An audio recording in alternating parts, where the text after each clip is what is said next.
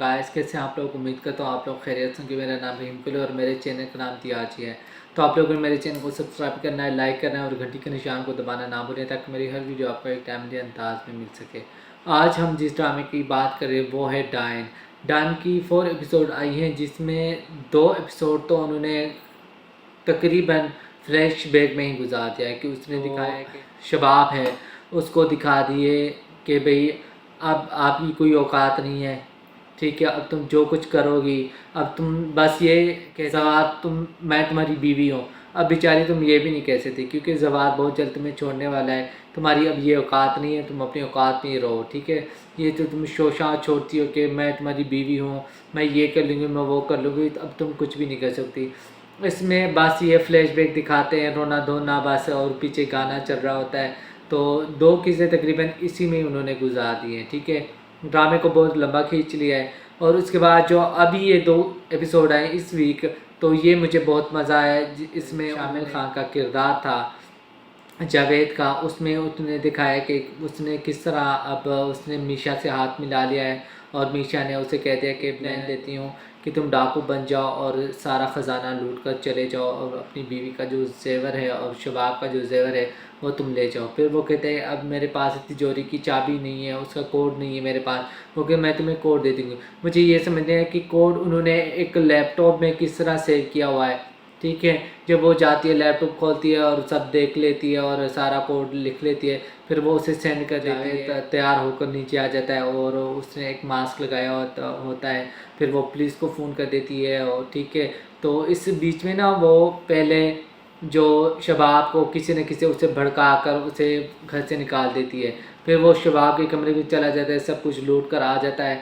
तो फिर ऊपर से पुलिस आ जाती है, फिर वो उसे एक्टिंग करती है और जावेद वो सब कुछ कह देता है कि ये सब इस लड़की की साजिश है, ये सब इसने किया है, ठीक है। लेकिन कोई भी नहीं सुन रहा होता और इस बीच में मीशा उसके मुंह से मास्क खींच लेता है। जब मास्क खींच लेता है तो वो बिल्कुल सामने आ जाता है।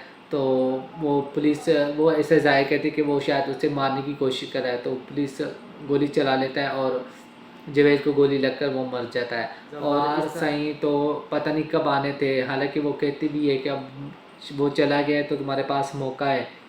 तो बीच में जवाहर सही भी आ जाता है और वो सब कुछ देख लेता है और जिस तरह वो उसे जप्फी डालता है, तो ये जवाहर सिंह की हसरत जो थी कई दिनों से कि मीशा कब आएगी, मैं उसे कब जप्फी डालूँगा, तो उसकी वो हसरत वहाँ पूरी हो गई।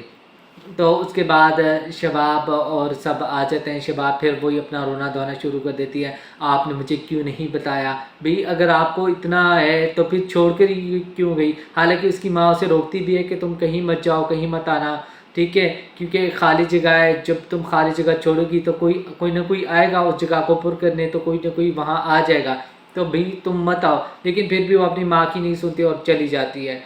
तो फिर जब वो आती है, तुमने मुझे क्यों नहीं बताया, तुमने मुझे अनजान बना दिया है, तुम मुझसे कोई बात शेयर नहीं करते। फिर वो शुक्र है कि उसने कह दिया कि भाई तुम पूछ कर किससे गई थी, ठीक है, अपनी मर्ज़ी से गई थी तो अपनी मर्ज़ी से आती। तो लेकिन ये उसकी जाती थी कि एक घर में इतना बड़ा मसला हो गया है, तो एक बंदा मर गया है, तो कम से कम शबाब को बताना चाहिए कि भी घर में ये मसला हो गया और वो मर गया है, तो तुम आ जाओ। तो ये नहीं कहा। तो उसने फिर क्या किया, तो उसका वही रोना धोना शुरू हुआ। फिर उसके बाद पुलिस आ गई, फिर पुलिस की इन्वेस्टिगेशन शुरू हो गई। फिर उन्होंने सही सवाल किए, जिस तरह पूछ रहे थे कि भी तुम कौन हो। फिर वो कहे वो हमारे करीबी रिलेटिव्स हैं। तो फिर वो कह रहे कि फिर वो कहती है नहीं बच्चे की नैनी हो। तो फिर वो कहते ये तो रिश्तेदार हो, तो और ये कह रही है कि नैनी है, ये क्या मसला है।